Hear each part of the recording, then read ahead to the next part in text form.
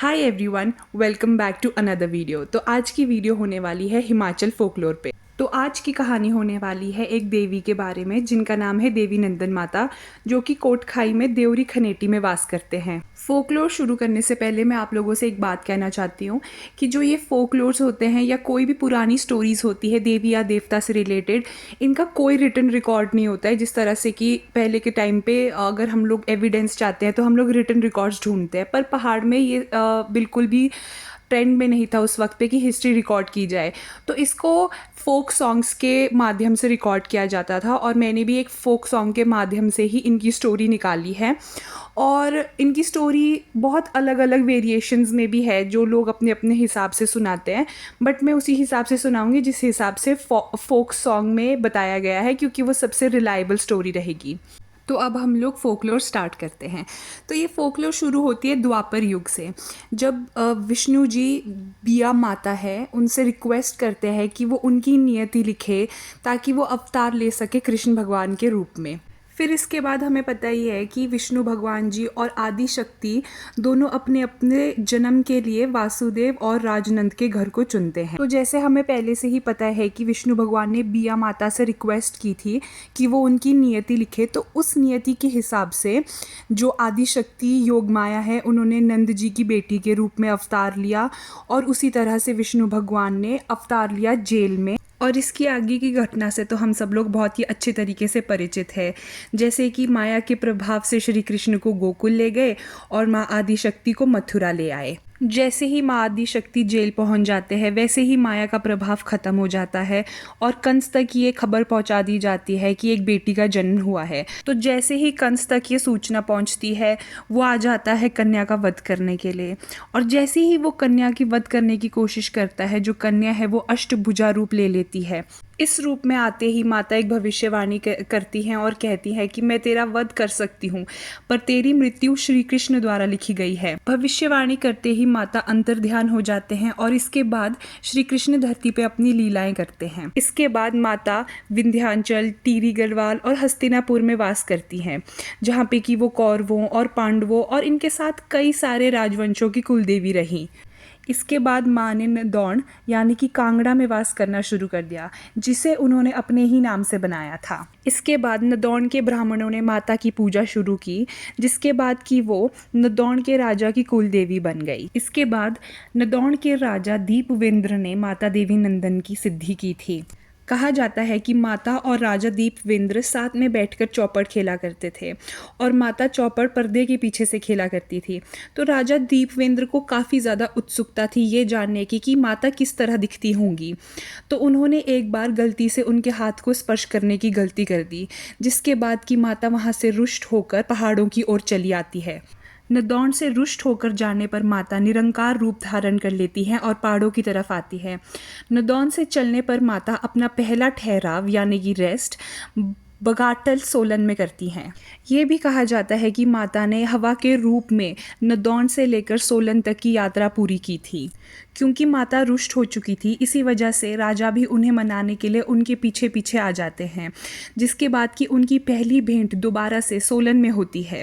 बघाटल के निवासियों को माता के वहां आने की आभास हो चुका था। इस कारण माता बघाटल क्षेत्र को छोड़कर गिरिगंगा के पार के क्षेत्र चल पड़ते हैं। गिरिगंगा को पार करते ही माता फागू की तरफ चल पड़ते हैं और यहाँ पहुँचते ही माता कुछ उपद्रवियों को अपनी शक्तियों से दंड भी देती हैं।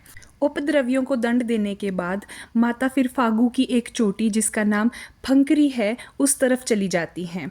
जैसे कि हमें पता ही है कि राजा उनको मनाने की मंशा से उनके पीछे पीछे आ रहे थे, तो इसके बाद माता ने राजा को आदेश दे दिया कि तुम अब तप करने चले जाओ, और आदेश देने के बाद माता खुद खलींड गांव में चली जाती हैं।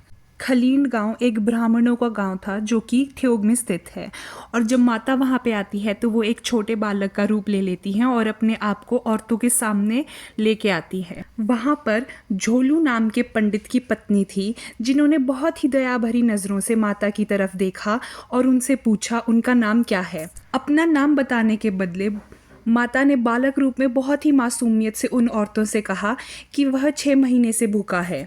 झोलू और उसकी पत्नी की कोई संतान नहीं थी, जिसके बाद कि वह उस बालक को अपने घर ले जाते हैं और उसे गोद ले लेते हैं और उसे पालते हैं।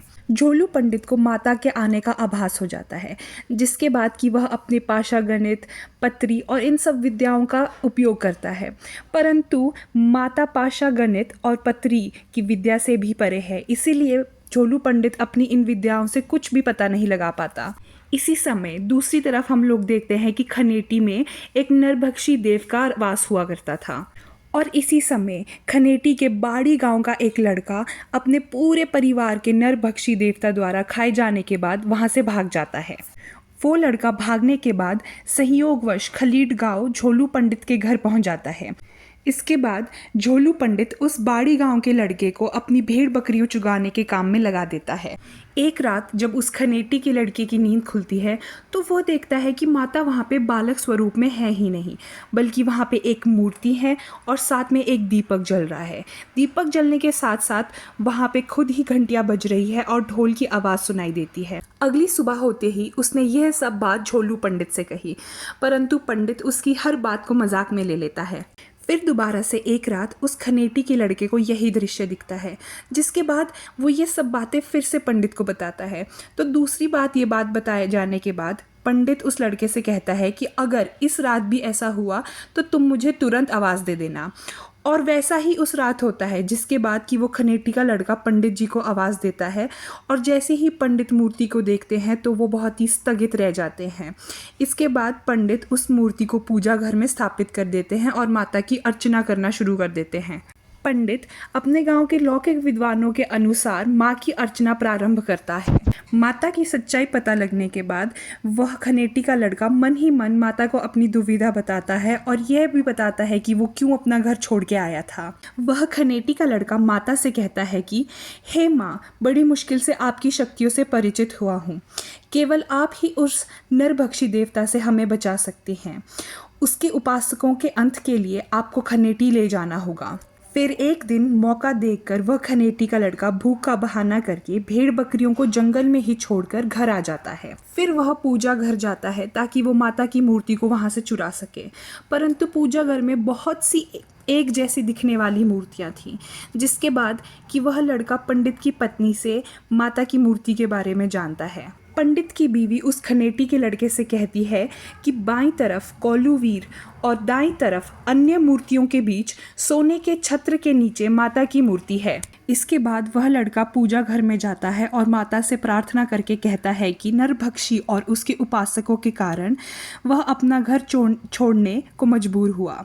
अश्रुपूर्ण विनती करने के बाद लड़का माता की मूर्ति को पूजा घर से उठा लेता है। इसके बाद माता उस लड़के की परीक्षा लेती है और सबसे पहले उसकी दाढ़ी में आग लग जाती है।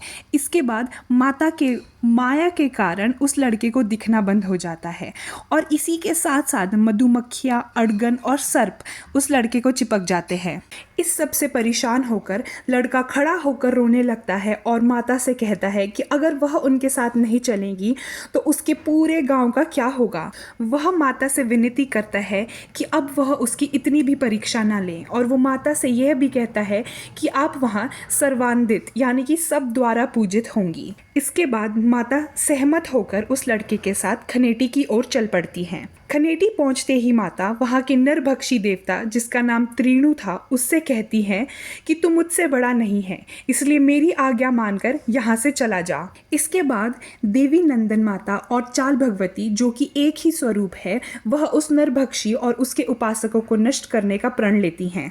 इसके बाद माता अपने भैरव यानी कि कोलूबीर के साथ बाड़ी गांव पहुंच जाती है और उस नरभक्षी देवता को भगा देती हैं। इसके बाद वह लड़का माता से प्रार्थना करता है कि सराड़ू की तरफ इस देवता के उपासक रहते हैं जिनका अंत करना ज़रूरी है। वह लड़का माता को बहुत ही विस्तार में बताता है कि सराड़ू की टीद की तरफ 240 घरों की आबादी यानी कि 12 बाय 20 घिऊटी में जहाँ उस नरभक्षी के उपासक रहते हैं, वह लोग इतने रईस और समृद्ध हैं जो कि अपने बैलों के कानों में भी सोने के कुंडल पहनाते हैं।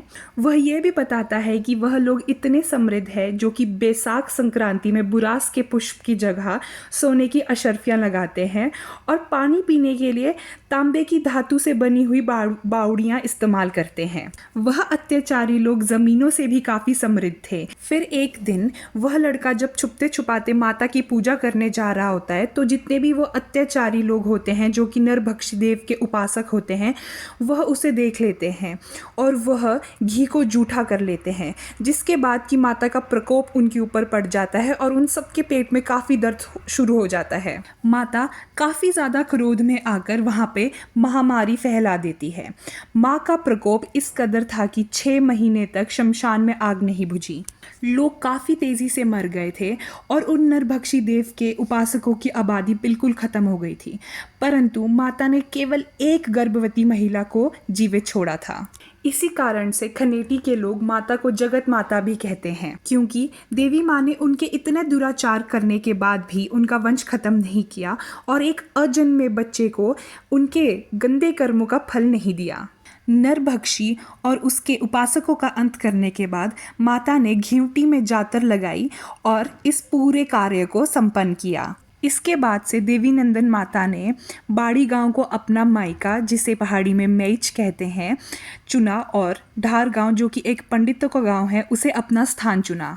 इसके कई वर्षों बाद रियासत खनेटी के राणा को धोखे से बंदी बना लिया जाता है। वह मुक्त होने के लिए माँ से 4 जगह में पर्वत पूजन और खनेटी में शांत यज्ञ की मन्नत करते हैं। माँ उनकी विनती सुनकर अपने चमत्कार से उन्हें मुक्त करा ले आती है। इसके बाद गाय खनेटी में एक स्थान पर चरते चरते दूध और गौमूत्र का छिड़काव करती है।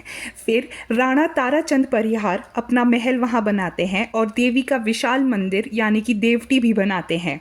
तो यही थी देवी नंदन माता की कहानी। और आज भी खनेटी के 5 परगनों में माता का राज है, जहाँ पर कि लोग तामट के रूप में अपनी श्रद्धा अर्पित करते हैं। तामट एक तरीके का टैक्स हुआ करता था पहले के टाइम पे, और अब लोग अपनी मर्ज़ी से तामट दिया करते हैं। और ये 5 परगने हैं प्राली, शिली, अलाउंग, बसोल और शुकीनाली। तो आज की स्टोरी के लिए इतना ही था। अगर आप लोगों को ये स्टोरी अच्छी लगी हो तो प्लीज़ कमेंट करना, और अगर मैंने कुछ गलती कर दी हो तो उसके लिए मुझे माफ़ करना। और अगर आपको स्टोरी में कुछ एडिशंस करने हैं तो उसके लिए भी कमेंट कीजिए। Thanks a lot for watching my videos. Bye.